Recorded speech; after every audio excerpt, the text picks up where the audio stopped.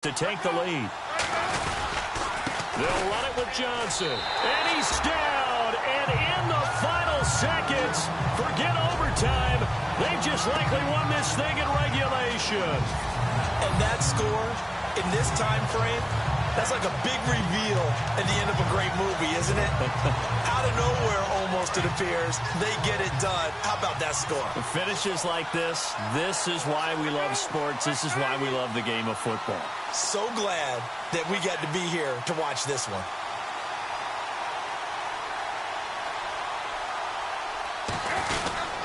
They'll try and run for it with Johnson. And he is into the end zone. The conversion attempt is good. And that'll give him an 8-point lead here in the fourth.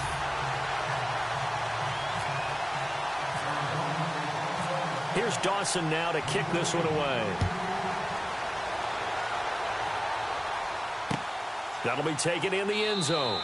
And with time a factor here late, he'll just take a knee, and they'll start things out at the 25.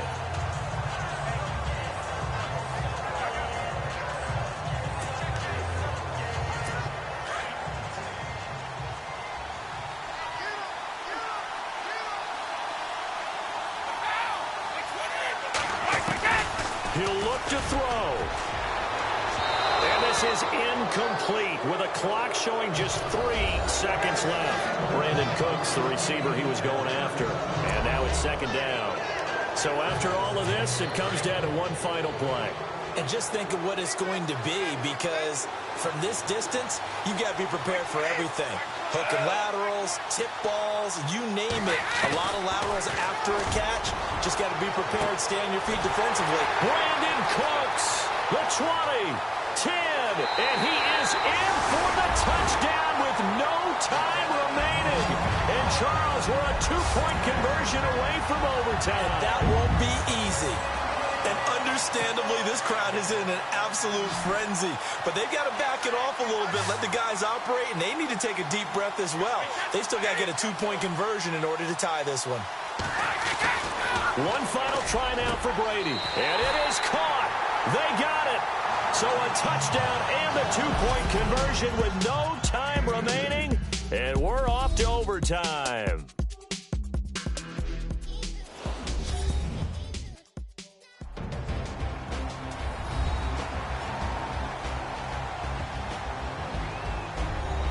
Overtime in a playoff. Remember, the rules the same as they would be in the regular season. That's exactly right, Brandon. Remember, the receiving team, if they score a touchdown, game is over. But if they kick a field goal or don't score, the other team gets a chance to get the football. They get a possession. If they go down and score, they win the football game at that point. If both teams kick field goals, we keep playing. If a defense scores, let's say the receiving team gets the ball, doesn't score, or they throw a pick six or fumble, gets picked up, the defense scores, game over. But here's the best part. In the regular season, only one period is played. We can call it a tie. Here, we're going to play until we have a winner. Now this offense about ready to take over again. They're set for their first drive here in overtime, and this is where the crowd can really become a factor. They've had to battle it all day, but I know what you're saying. In overtime, that gets doubled, doesn't it? At least, because now the crowd really wants to be involved and help their team, and that first drive can dictate the whole. Takes it downfield and scores a touchdown, it's game over. It's been loud in here so far. On 1st and 10, it's Palmer. He's going deep for Brown. That's caught inside the 20.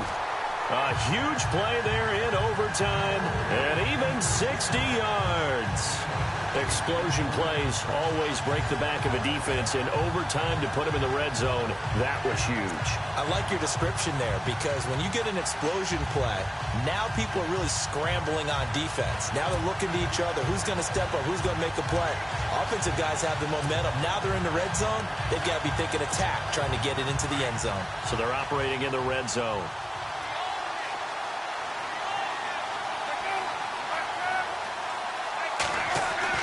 Inside the red zone here, they'll look to throw. He completes it to Nelson. And here he'll get it down to the 7. A good pickup there. 8 yards on the first down completion.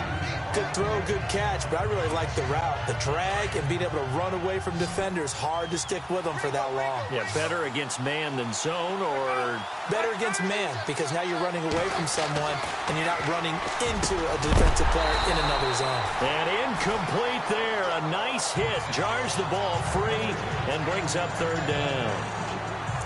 So he can't hang on, and as I watch that unfold, I remembered an expression that I've heard, maybe from you, I don't know, but you're going to get hit anyways, might as well hold on to the ball. Well, you know a coach said that, right? Yeah. Not an actual player. Not a chance at all. Way easier said than done. The quick slant caught, and he's into the end zone. Move over, James White. You've got a new rival for best finish to a Super Bowl ever. And the Cardinals have done it. They're the kings of the NFL. Arizona, your Super Bowl champs. And when this moment comes, I think you look back at all the blood, sweat, and tears, the offseason, the workouts, training camp, week 1, 2, 3, all building up now to say you're a Super Bowl champion. It's worth it. It certainly is. And hoist the Lombardi Trophy, they didn't have their share of bumps along the way. Didn't have to face some adversity in the journey. And now they get to just enjoy it and revel in it. And all offseason, they'll be signing their autographs with Super Bowl champion underneath it.